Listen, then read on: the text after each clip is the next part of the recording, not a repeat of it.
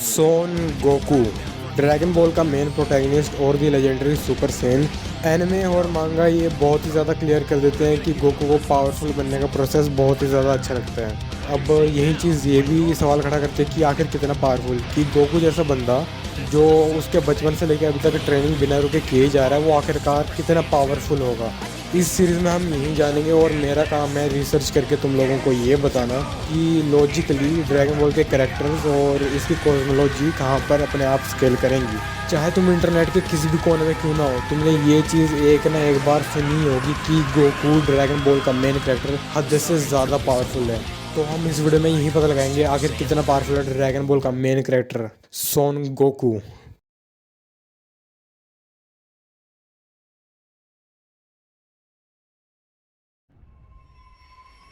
सबसे पहले हम बात करेंगे लिविंग वर्ल्ड की। तो लिविंग वर्ल्ड बहुत ज़्यादा चीज़ें कंटेन करता है, जैसे कि लिविंग वर्ल्ड के अंदर ही प्लैनेट अर्थ भी है, प्लैनेट नैमिक इसके अंदर हुआ करता था, प्लैनेट वजीटा भी इसके अंदर हुआ करता था और न्यू नैमिक भी इसके अंदर ही है। सबसे पहले मैं तुम लोगों को यही चीज़ बताना चाहता हूँ कि ड्रैगन बॉल के वर्ल्ड में और हमारे वर्ल्ड में एक बहुत ही ज़्यादा बड़ा अंतर है और वो है साइज़ का। ड्रैगन बॉल के अंदर जो प्लैनेट्स हैं उनके साइज़ बहुत ही ज़्यादा बड़े बड़े हैं, बहुत ज़्यादा विशाल हैं वो। मतलब भाई साइज डिफरेंस इतना ज़्यादा बड़ा है कि सीसैप सिस्टम और वर्सेस बैटल विकी के सिस्टम के हिसाब से अगर तुम नॉर्मल प्लेनेट को डिस्ट्रॉय करते हो या फिर तुम्हारा कोई कैरेक्टर करता है तो वो प्लेनेटरी कहलाएगा ना। अब बारी आती है ड्रैगन बॉल की, और ड्रैगन बॉल की कॉस्मोलॉजी के हिसाब से अगर कोई नॉर्मल प्लेनेट बंदा डिस्ट्रॉय कर रहा है तो सीसैप और वर्सेस बैटल विकी के सिस्टम में वो लार्ज प्लेनेटरी 2 डॉफ स्टार लेवल तक फीट हो जाएंगी, इतनी ज़्यादा बड़ी फीट होगी वो। देखो वो ड्रैगन बॉल की अर्थ है, ये ड्रैगन बॉल के हिसाब से तो एक छोटा सा प्लेनेट है ना, लेकिन हमारे हिसाब से बहुत ज़्यादा बड़ा प्लेनेट है, क्योंकि बार्डोक ने इसे बोला था कि ये एक छोटा सा प्लेनेट है, लेकिन अब हम इसे करेंगे स्केल कि ये कहाँ पर स्केल कर रहा है, कितना बड़ा प्लेनेट होगा ये। अब देखो ये ड्रैगन बॉल की अर्थ का एक मैप है। अब तुम इस मैप के B1 पार्ट में देख सकते हो कि रेड रिबन आर्मी का हेडक्वार्टर और कोरियन टावर उधर ही है, और ये इंपॉर्टेंट इसलिए है क्योंकि हमें पता है कि इन दोनों के बीच का डिस्टेंस बेर मिनिमम 2300 किलोमीटर्स है। अब हम इस 2300 किलोमीटर को इक्वेट करेंगे मैप पे, तो ये निकल के आते हैं 16 पिक्सल्स में, और अब हम इस पूरी की पूरी चीज़ को पूरे के पूरे अर्थ के मैप में ही अप्लाई करेंगे तो हमें साइज मिलता है 774 पिक्सल्स का या 1,11,263 किलोमीटर्स का, जो ईजिली हमारी वाली अर्थ से 3 से 4 गुना ज़्यादा बड़ा साइज़ है। हम ये भी देख सकते हैं कि ड्रैगन बॉल की जो अर्थ है वो हमारी अर्थ की तरह ही एक टेरेस्ट्रियल प्लेनेट है, जिसका मतलब ये हुआ कि इसकी डेंसिटी भी कुछ सिमिलर ही होगी। तो हम इन दोनों चीज़ों को जान के बहुत ही ज़्यादा चीज़ें कैलकुलेट करते हैं ड्रैगन बॉल की अर्थ के बारे में। Circumference, radius, diameter, volume, density, mass and finally gravitational binding energy जो होती है GBE। अब ये कुछ निकल के आएंगी 3.717 सेप्टिलियन जूल्स की, और रफली इतनी ही एनर्जी लगेगी अर्थ को डिस्ट्रॉय करने पे, जिसका मतलब कि जो भी कैरेक्टर अर्थ को डिस्ट्रॉय कर रहा है ड्रैगन बॉल की वो बेयर मिनिमम लार्ज प्लानिटरी है। अब प्लैनेट वेजिटा में प्लैनेट अर्थ से 10 गुना ज़्यादा ग्रेविटी है, और 10 गुना ज़्यादा ग्रेविटी का मतलब 10 गुना ज़्यादा मास, और 10 गुना ज़्यादा मास का मतलब 10 गुना बड़ा प्लैनेट। अब मेरे भाई प्लैनेट नैमिक इतना ज़्यादा बड़ा हुआ करता था कि भाई उस पर एक नहीं दो नहीं तीन रेड जाइंट्स उसके भाई गोल गोल रोटेट करते थे, और अगर वो रेड जाइंट्स नहीं है ना तो वो रेड डॉर्फ्स हैं बेयर मिनिमम। इतना ज़्यादा बड़ा था प्लैनेट नैमिक। ठीक है, तो ड्रैगन बॉल के अंदर प्लैनेट्स को डिस्ट्रॉय करना बेयर मिनिमम 2 स्टार लेवल की फिट हो गया, लार्ज प्लैनेटरी जो मर्जी बोल दो। अब मैं तुम लोगों को एक शौक दूँ। अब तुम लोगों को मैं बता ही चुका हूँ कि प्लैनेट नैमिक कितना बड़ा प्लैनेट है, कि भाई लार्ज स्टार से भी ज़्यादा बड़ा होता है ये, रेड जाइंट से भी ज़्यादा बड़ा होता है ये भाई। अब फ्रीज़ा फोर्स मतलब जो लोग जाते हैं जो जिनका काम ही है प्लैनेट्स को स्मगल करके उन्हें बेचना, भाई उनकी फोर्स का एक बंदा बोल रहा था कि ये तो छोटा सा प्लैनेट है एक।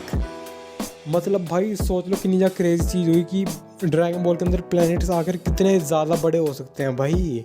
अब हम ये जानेंगे कि तुम अर्थ से और लिविंग वर्ल्ड से कौन से डिफरेंट रेल्म्स को, कौन से डिफरेंट वर्ल्ड्स को एक्सेस कर सकते हो। अब इन्हें एक्सेस करने के लिए मेनली तुम्हें ढूंढना पड़ेगा कोरियंस टावर, और उसके भी ऊपर तुम्हें मिलेगा कामिज लुकआउट, जिसे तुम अभी डैंडेज लुकआउट भी बोल सकते हो क्योंकि डैंडेज लुकआउट ही है वो। अभी इधर से तुम एक्सेस कर सकते हो दी रूम ऑफ स्पिरिट टाइम या हाइपरबोलिक टाइम चैम्बर को। अब ये एक डिफरेंट स्पेस टाइम कंटिन्यूम है। अब ये मैं किस लिए कह रहा हूँ, ये मैं इसलिए कह रहा हूँ क्योंकि एल्डर का ने एक डिफरेंट डायमेंशन बोला था इसे, और डैंडे जो गॉड ऑफ अर्थ है जिसे इसके बारे में नॉलेज होनी चाहिए, उसने भी ये बोला था कि ये एक डिफरेंट डायमेंशन है। और फिक्शन में बहुत ज़्यादा कॉमन है कि ये different space time continuums different worlds को डिफरेंट डायमेंशन बोल के रेफर करते हैं, जैसे कि डीसी और मार्वल हो गया।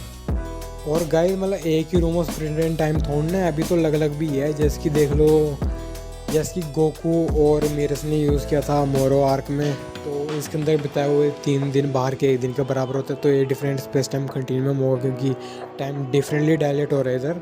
अब फ्रीज़ा ने भी एक बिल्कुल डिफरेंट ही टाइम चैम्बर यूज़ किया था, हमें ये पता है कि ये बिल्कुल डिफरेंट है, जो गोकू एंड मीरस ने यूज़ किया था और जो अर्थ वाले यूज़ करता है उनसे बिल्कुल डिफरेंट है ये।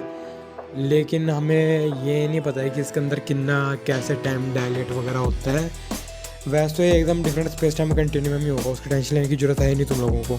अब देखो टाइम चेम्बर्स के साइज़ के बारे में मैं कुछ ज़्यादा बकवास नहीं करूँगा। कुछ लोग बोलते हैं अर्थ के साइज़ का, कुछ लोग बोलते हैं ऑब्जर्वेबल यूनिवर्स के साइज़ का है, कुछ लोग बोलते हैं कि इन्फिनिट साइज़ का। इन्फिनिट साइज़ का स्कैन है हमारे पास, लेकिन मैं ये बोलूँगा कि अर्थ के या फिर ऑब्जर्वेबल यूनिवर्स के साइज़ का है, क्योंकि ज़्यादातर लोग उस चीज़ को मानेंगे। अब बारी आती है पेंडुलम रूम की, और पेंडुलम रूम का पूरा काम ही है कि किसी स्पिरिट को भेज सकता है थ्रू टाइम फॉर ट्रेनिंग।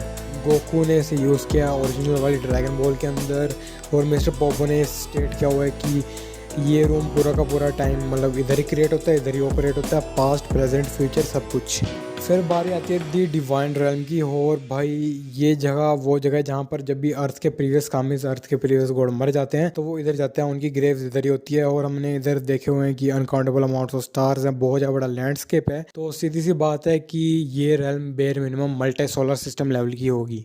फिर बारी आती है dragon Ball super Broly movie के अंदर दिखाया गया सुपर डायमेंशनल वर्ल्ड की। अब वो सुपर डायमेंशनल का मतलब होता है बियॉन्ड डायमेंशनल, और ऑथर एंड एनिमेटर्स को भी पता था कि वो कर क्या रहे हैं इस मूवी के अंदर, क्योंकि ब्रोली वर्सेस गोजिटा फाइट हो रही है पूरी की पूरी एनिमेट 2D में। लेकिन जैसे वो ब्रेक इन करते हैं इस वर्ल्ड के अंदर, वैसे ही पूरी की पूरी एनिमेशन स्टाइल हो जाती है परमानेंटली शिफ्ट 3D पे, जब तक वो इस रेल्म के अंदर से ब्रेकआउट नहीं कर जाते। और सीधी सी बात है, ये उनके ही बताने का एक तरीका है कि ये रेल्म इनफैक्ट एक बियॉन्ड डायमेंशनल वर्ल्ड है। और विजुअल नोवेलाइजेशन थी इस मूवी की ऑफिशियल, जो उसके अंदर भी इस फाइट को लेवल किया हुआ है, chapter 6 the ultimate battle in a super dimensional world. अब बारी आती है लिविंग वर्ल्ड के साइज़ के बारे में बात करने की, और ये एक बहुत ही ज़्यादा बड़ी मिसकंसेप्शन है कि लिविंग वर्ल्ड के अंदर 4 से ज़्यादा गैलेक्सीज नहीं है। अब अगर तुम लोग ये स्कैन यूज़ कर रहे हो ये आर्ग्यू करने के लिए कि लिविंग वर्ल्ड के अंदर 4 से ज़्यादा गैलेक्सीज नहीं होगी, तो तुम लोग आधे ही सही हो और आधे गलत हो तुम। अब ये इसलिए क्योंकि ये जो तुम ईस्ट वेस्ट नॉर्थ और साउथ गैलेक्सीज देख रहे हो इस डायग्राम के ऊपर, ये एक्चुअली में नॉर्मल गैलेक्सीज नहीं है, ये सुपर गैलेक्सीज है। अब देखो पूरी की पूरी ड्रैगन बॉल कॉस्मोलॉजी बनी थी 80s और 90s के टाइम पे, और सीधी सी बात है कि उस टाइम पे मतलब लोगों को गैलेक्सीज के नाम का तो पता लग गया था, क्योंकि गैलेक्सीज की खोज हो चुकी थी उससे भी पहले, लेकिन लोगों को ये 100% नहीं पता था कि गैलेक्सीज कैसे काम करती हैं। तो सीधी सी बात है कि मिस्टर अकीरा तोरियामा ने तब क्या क्या होगा कि उन्होंने खुद से कुछ ना कुछ किया होगा, फिर उन्होंने ये तरीका निकाला होगा कॉस्मोलॉजी को एक्सप्लेन करने का, जिसमें ईस्ट वेस्ट नॉर्थ और साउथ गैलेक्सीज पूरे के पूरे कोऑर्डिनेट्स होंगे गैलेक्सीज के। तुम इन्हें भाई सुपर गैलेक्सीज भी बोल सकते हो, सीधी सी बात है। ड्रैगन बॉल सुपर के अंदर हमें 2 बार पहले से स्टेटमेंट्स दे के रखी गई है कि भाई नहीं 4 से भी ज़्यादा गैलेक्सीज है यूनिवर्स के अंदर, और उनमें से एक तो यही थी कि भाई काउंटलेस अमाउंट्स ऑफ गैलेक्सीज है यूनिवर्स के अंदर। तो सीधी सी बात है कि universe infinite amounts of galaxies को होल्ड करेगा। तुम में से कुछ लोग बोल रहे होंगे कि भाई काउंटलेस का मतलब सीधा सीधा इन्फिनिट नहीं होता है, और हाँ तुम सही बोल रहे हो, लेकिन अब सुनो, और ड्रैगन बॉल जीटी के अंदर ये सीधा सीधा बोल दिया गया है कि बाउंडलेस गैलेक्सीज है यूनिवर्स के अंदर। तो सीधी सी बात है कि अब काउंटलेस और बाउंडलेस दोनों चीज़ें मिल चुकी है, तो इसका मतलब इन्फिनिट ही होगा। और ऑब्वियसली अगर तुम ये मना कर रहे हो कि नहीं ये अभी भी इन्फिनिट नहीं होगा, तो उसे प्रूव करना हो जाएगा तुम्हारा बर्डन ऑफ प्रूफ, तो करते रहना, नहीं कर पाओगे तुम। अभी और क्या प्रूफ दिखा रहा हूँ मैं। अब चोजेंशु के अंदर सीधा सीधे बोल दिया गया है, सीधे सीधे स्टेटमेंट दे दी गई है कि there is an infinite numbers of galaxies in outer space. अब यूनिवर्स के अंदर इन्फिनिट अमाउंट्स ऑफ गैलेक्सीज है, तो इन्फिनिट अमाउंट्स ऑफ गैलेक्सीज को होल्ड करने के लिए यूनिवर्स को भी खुद पे खुद इन्फिनिट होना ही पड़ेगा। तो सीधी सी बात यह है कि ड्रैगन बॉल का लिविंग वर्ल्ड या मॉर्टल रेल्म एकदम ही इन्फिनिट है साइज में। कुछ लोग ये भी आर्ग्यू करते हैं कि पॉजिटिव कर्वेचर वाला यूनिवर्स कभी भी इन्फिनिट नहीं हो सकता है, तो मैं पहले इस वाले आर्गूमेंट को भी फोड़ ही देता हूँ। तो सीधी सी बात है, तुम इधर 1-2 फैल्स तो पहले ही कमिट कर रहे हो, असल में 5-6 है, लेकिन मैं 1-2 ही बताऊँगा, ठीक है? मैं ज़्यादा टाइम वेस्ट नहीं करूँगा तुम्हारा। सबसे पहली फैलसी जो तुमने कमिट किया वो अपील टू रियलिटी फैलसी है। भाई तुम जो असली वर्ल्ड के फिजिक्स हैं, असली वर्ल्ड की चीज़ें हैं, तुम उससे भाई फिक्शन को डिबंक करने की कोशिश कर ही क्यों रहे हो, पहली बात है। और जो दूसरी फैलसी तुम कमिट कर रहे हो वो है फॉल्स इक्विवेलेंस फैलसी। भाई मतलब ये मैप मिस्टर अकीरा तोरियामा ने बस खाली इसलिए बनाया ताकि लोगों को ये समझने में आसानी हो कि ड्रैगन बॉल की कॉस्मोलॉजी कैसे काम कर रही है।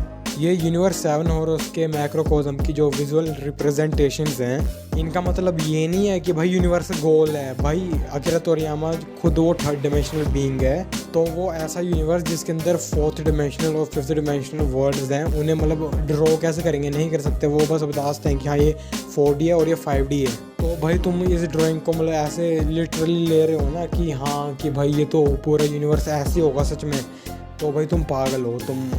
और मैं और तुम्हें कुछ कहना नहीं चाहता, तुम पागल हो बिल्कुल ही।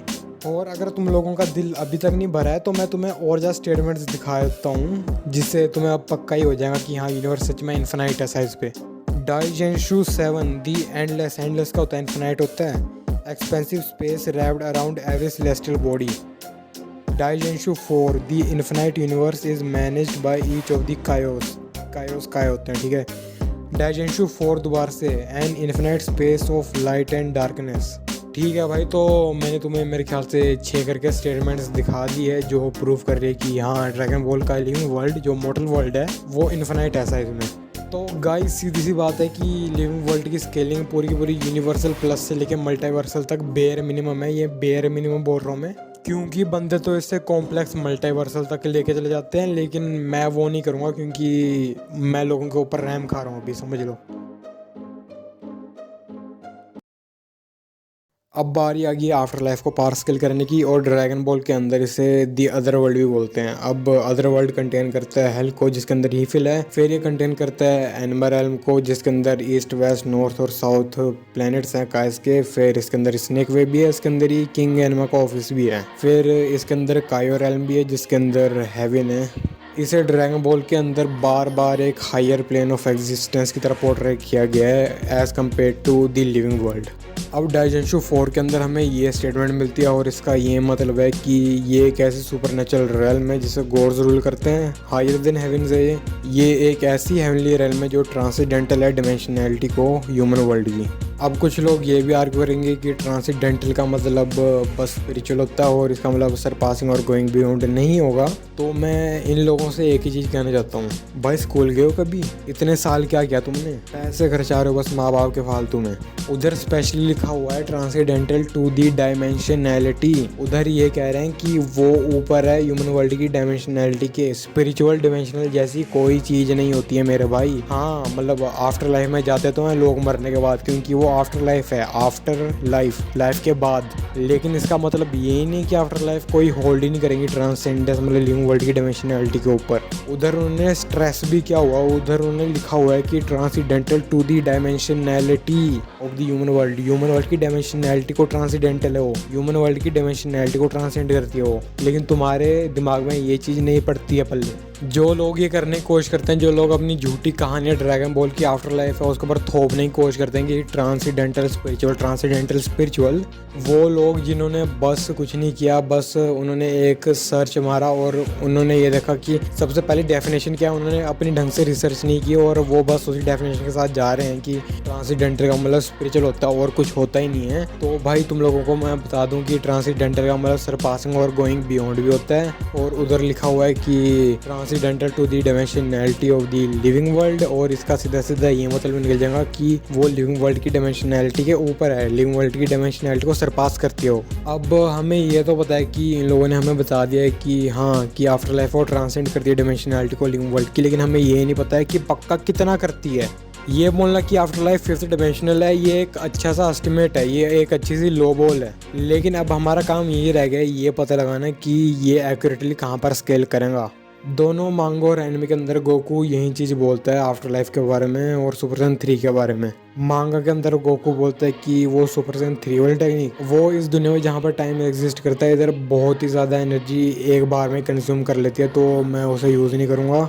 एनिमे के अंदर भी वो कुछ ऐसे बोलता है, एनिमे के अंदर वो बोलता है कि ये सुपर सैयन 3 तो ऐसी टेक्निक है जिसे मैं अदर वर्ल्ड में यूज़ कर सकता हूँ। इस दुनिया में जहाँ पर तुम्हारे पास टाइम है इधर तो भाई बहुत ही ज़्यादा एनर्जी खाती है वो। तो दोनों ही मांगा और एनिमे के अंदर ये बहुत ही ज़्यादा क्लियर किया गया है गोकू के द्वारा कि भाई अदर वर्ल्ड में टाइम नहीं है। कुछ लल्लू पंजू लोग जो ड्रैगन बॉल जी के मतलब नियरली एंड वाला गोकू है, मतलब भूसागा वाला गोकू जो ये स्टेटमेंट दे रहा है, उसे डिस्क्रेडिट करने के लिए, उसे भाई गलत साबित करने के लिए सीरीज के स्टार्टिंग वाला स्कैन दिखाते हैं। इतने बेवकूफ़ होते हैं वो मतलब ऐसी इन्फॉर्मेशन दिखाते हैं जो ऐसा भी हो सकता है कि रेडकॉन होगी हो। लेकिन मैं अब तुम लोगों को सच्ची बताऊँ, ये स्कैन तो ये प्रूव ही नहीं करते हैं कि आफ्टर लाइफ में टाइम एग्जिस्ट भी करता है फिर नहीं। पहले स्कैन में बस इनका ये बता रहा है कि मेरी ट्रेनिंग बहुत से ज़्यादा सुपीरियर है अर्थ की किसी भी ट्रेनिंग से, तेरे को अर्थ में मेरे जैसी ट्रेनिंग मिल ही नहीं सकती है। और तुम इस स्कैन से ये भी आर्ग्यू कर सकते हो कि भाई गोकू के पास हज़ारों सालों का बैटल एक्सपीरियंस है। अब इधर से आते हैं दो तरह के लोग और ये आर्ग्यू करते हैं कि आफ्टर लाइफ में गोकू सारी की सारी ट्रेनिंग एक बार में ही करके क्यों नहीं आता। भाई इतने ज़्यादा बड़े प्लॉट का पार्ट था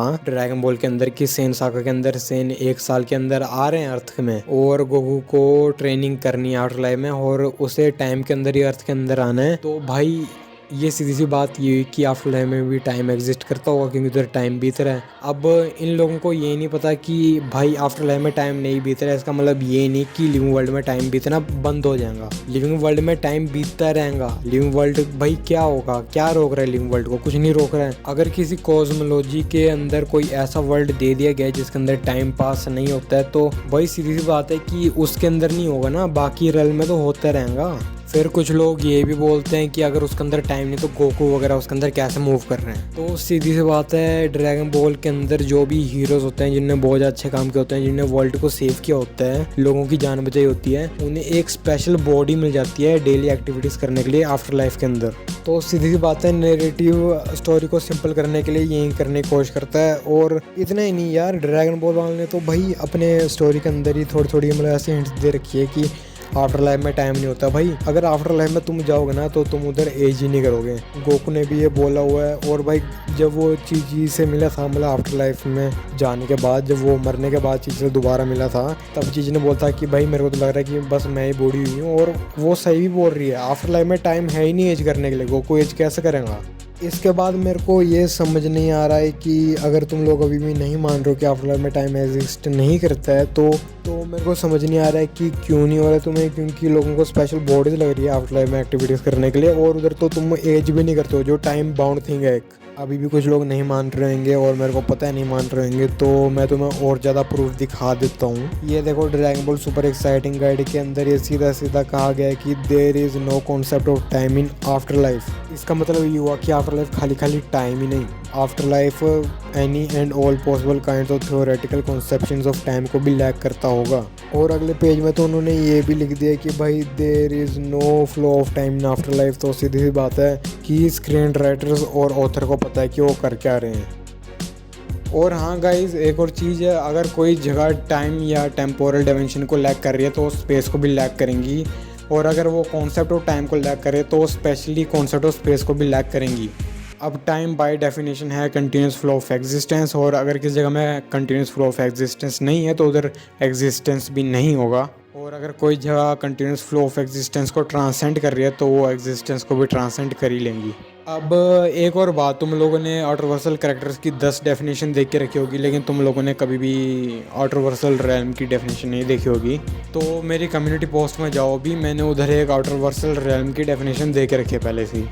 लेकिन मेरे भाई तुम्हें अभी के लिए इन दोनों चीज़ों के ऊपर ध्यान देना है और तुम्हें ये चीज़ें समझ आनी चाहिए कि एक ऑटोवर्सल रैल्म वो रैल्म है जो कॉन्सेप्ट ऑफ स्पेस टाइम को एकदम पीक, एकदम हाईएस्ट लेवल पे ट्रांसेंड करती है। और हमें ये कैसा पता लगेगा कि ये रैल्म, ये दुनिया कॉन्सेप्ट ऑफ स्पेस टाइम को एकदम मैक्स लेवल तक ट्रांसेंड करती है। ये हमें पता तब लगेगा जब ये realm concept of space time को पूरा का पूरा लैक करेंगी, जब ये रैल्म डायमेंशनैलिटी को लैक करेंगी, जब ये रैल्म पूरी की पूरी डायमेंशन लेस होगी। और ये क्यों? ये सीधी बात है, ये इसलिए क्योंकि ये कॉन्सेप्ट ऑफ स्पेस टाइम को ट्रांसेंड कर रही है, डायमेंशनैलिटी को ट्रांसेंड कर रही है, तो इसके अंदर डायमेंशनैलिटी भी नहीं होगी। बायोलॉजिक वाइज समझो, दिमाग चलाओ अपना।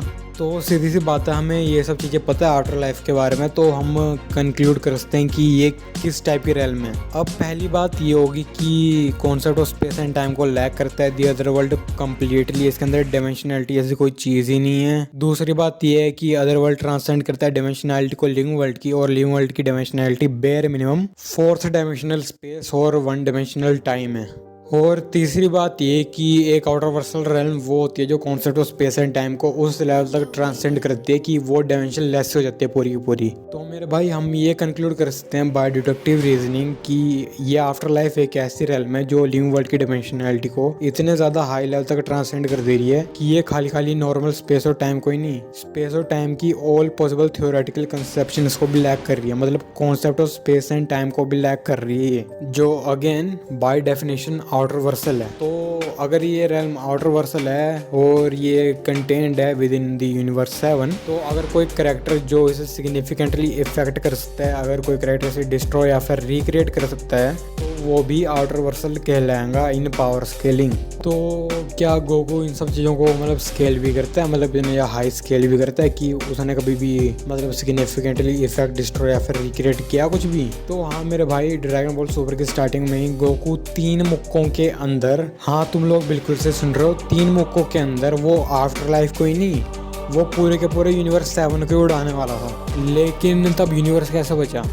यूनिवर्स ऐसा बचा कि गोकू गोडकी को कंट्रोल करना भी सीख रहा था बिरे से फाइट करते करते ही। तो जब यूनिवर्स डिस्ट्रॉय होने वाला था उसी टाइम गोकू गोडकी को मास्टर कर लेता है और भाई वो बिरे से एकदम करेक्ट अटैक पोटेंसी के साथ उसका फिस्ट क्लैश कर देता है और पूरे के पूरे जो शॉक हुए होते हैं जो यूनिवर्स 7 को डिस्ट्रॉय करने वाले होते हैं उन्हें कैंसिल ही कर देता है। मांगा के अंदर भी कुछ ऐसे होता है जब एल्डर सुप्रीम का बोलता है उनके फिस्ट क्लैशिंग करते हुए कि भाई ये दोनों अगर ऐसे करते रहेंगे तो भाई इस रेट में तो डिस्ट्रॉय हो जाएगा पूरा का पूरा यूनिवर्स, क्या कर रहे हैं लोग। तो भाई मांगो और एनिमे दोनों के अंदर ही गोकू पूरे के पूरे यूनिवर्स 7 से स्केल करता है। भाई यूनिवर्स 7 के अंदर कोई ऐसी चीज़ नहीं है जिसे गोकू डिस्ट्रॉय नहीं कर सकता। और ये फीट तो भाई उन दोनों ने तब परफॉर्म की थी जब वो यूनिवर्स को डिस्ट्रॉय करने की कोशिश भी नहीं कर रहे थे, एक दूसरे से फिस्ट क्लैश कर रहे थे खाली खाली बस।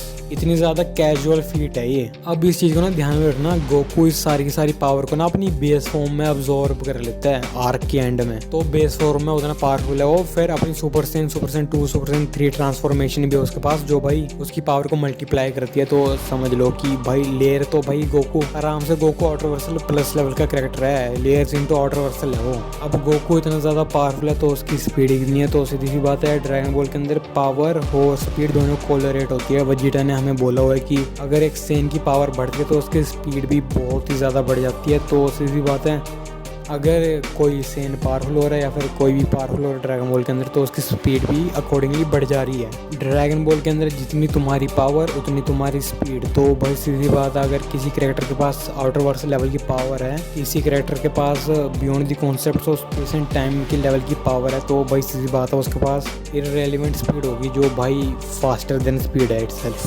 तो सीधी बात है गोकू का एग्जिस्टेंस 3D होगा, गोकू की power outer Vercel plus level की होगी और गोकू की स्पीड इररेलेवेंट स्पीड होगी।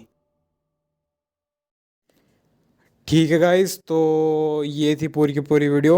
अब इसमें मैंने गोकू को और यूनिवर्स 7 को पावर स्केल किया है। अगली बार मैं अगली जो वीडियो आएंगी उसमें मल्टीवर्स को स्केल करूंगा। फिर ये 4-5 वीडियोस की सीरीज होने वाली है तो इसमें पूरी की पूरी ड्रैगन बॉल को ही पावर स्केल करने वाला हूँ मैं। तो हाँ, उसके लिए भी सब्सक्राइब कर लेना। और भाई ये थी पूरी की पूरी एक हिंदी में वीडियो पावर स्केलिंग के ऊपर, और अगर तुमने ये देखी है ना तो भाई तुम तो एक लेजेंड हो। तो गाइज लाइक कर देना, वो और जो लोगों को रेकमेंड होती है वीडियो। खुद भी शेयर करते रहना, कमेंट कर दो अगर अच्छी लगी हो नहीं लगी हो, मैं इंप्रूव करने की कोशिश करूंगा अगर तुम लोग कमेंट करोगे तो ठीक है। Bye guys, have a nice day, good bye.